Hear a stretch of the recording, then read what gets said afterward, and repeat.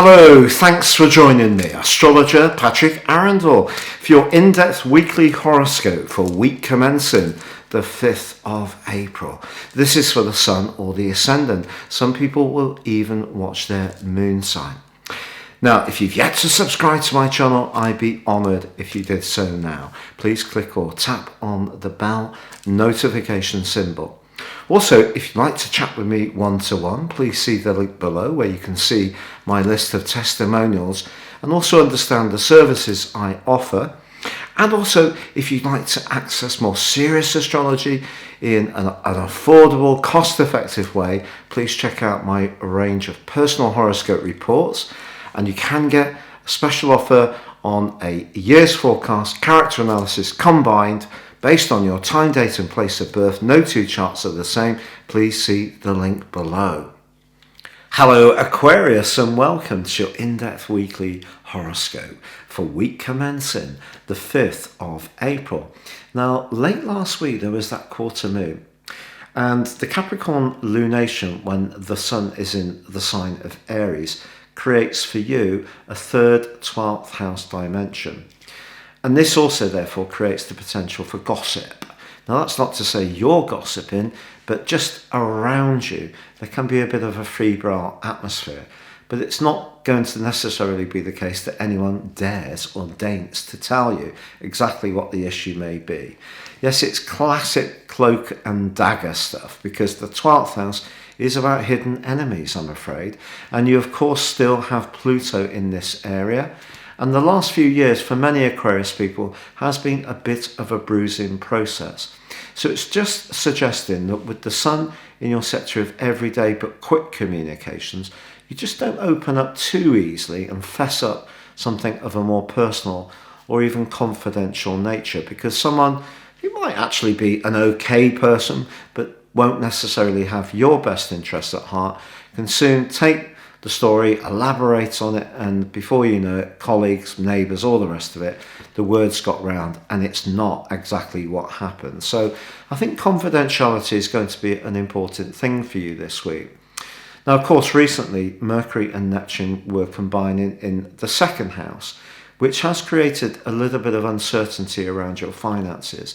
Now, Mercury ended that relationship last week and has glided into the sign of Aries, which is really good for you. And I can't stress enough how much the pace of life is going to be picking up for you through to the 19th, when Mercury makes its way into the sign of Taurus. And your ability to think on your feet, being an air sign, is really amplified with this transit. You also have Venus and the Sun still in the sign of Aries. So this third house energy can see a speeding up in your circumstances now that Mercury has arrived.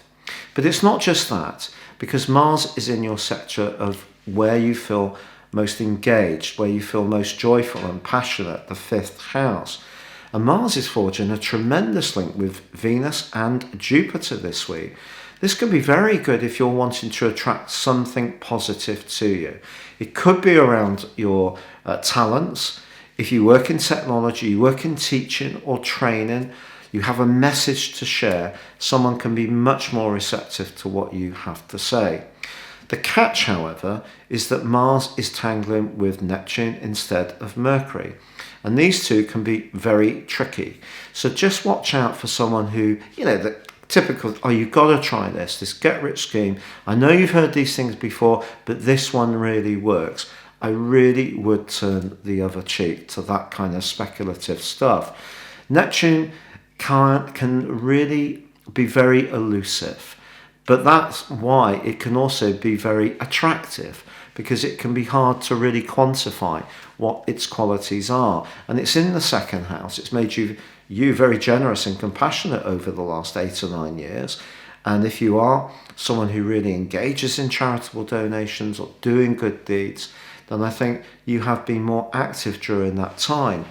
But this angle with Mars shouldn't make you risk adverse, not when Mars and Jupiter forge such an amazing angle, just a little bit cautious. So if you need to discuss something around a financial matter, just be very canny around what's discussed and how you impart what you can do for the other side.